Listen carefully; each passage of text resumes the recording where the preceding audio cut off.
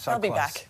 All right, there are very few albums that are as big or still as relevant as Pink Floyd's 1973 The Dark Side of the Moon. It truly is a masterpiece. It's one of the only albums to sell more than 45 million copies worldwide, and it spent 970 weeks on top of the charts. Amazing. 50 years on, the album is still one of the biggest of the last century. And to celebrate, the Australian rock collective, including Jet rocker Mark Wilson and UMI legend Davey Lane, are performing the album in its entirety.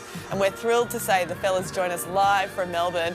Morning, guys. How are fellas. you? Hey, how's it going? Hello. So, I mean, this is just a super cool supergroup. You've got Darren Middleton from Powderfinger, Cram from Spiderbait as well. Mark, tell us what you got cooking up here.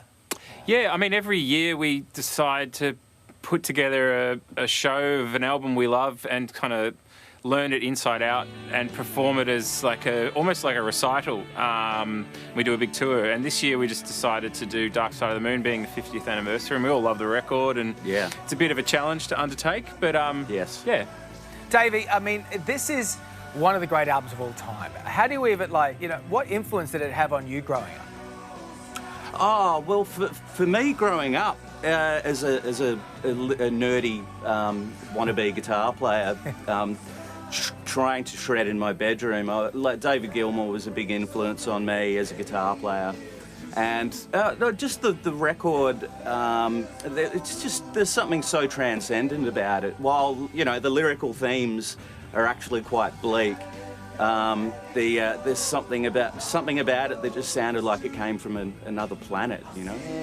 And still does, which I think is why it still feels so new, even though it's so old. Well, lyrically, it's Yeah. so prophetic in so many ways, Yeah. too. We're all more isolated. We're all feeling the things that are in it. Money's more Absolutely. prevalent than ever. It's really full on. Absolutely. And I think that's the thing with the themes of the record, like as the 60s gave way, you know, the 60s with the hippie ideal and the, you know, as Ringo says, the peace and love and and all that, as that gave way to the 70s, people woke up from this fever dream, and there was quite a real come down, literal come down in some senses, that the world doesn't work like that. And I think that, the themes of isolation and mortality and, you know, greed and racism and all, it's all put so succinctly.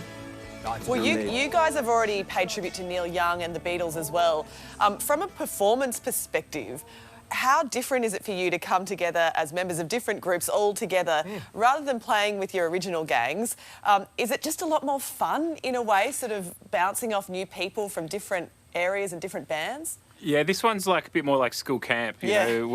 know, we've all been friends for years, and we've been, you know, hung out backstage at festivals and stuff, and so this one you leave all. This one's got all the other stuff left behind, and it's just a bit like, you know, like I said, like a school camp, and mates putting on and we get to do a different show every year and unpack an album and learn it. And it actually, me and Davey were discussing this yesterday. For your own like musicianship, when you actually unpack a record and like get forensic on it, it improves. Like you improve as a musician, because you know you can learn a song, but if you've got to learn something to play it live, and we try and do everything as exactly like the record. We use the same instruments, the same amps. We get as close as we can with the, you know, you can, all of the mixing desks they used to use, we can get emulators for them, you know, so everything we'll try and make it sound as close to the real experience. While still keeping our own idiosyncrasies as musicians. And unlike Pink Floyd, you'll keep the band together. All right, this is going to be amazing. I really want to be there.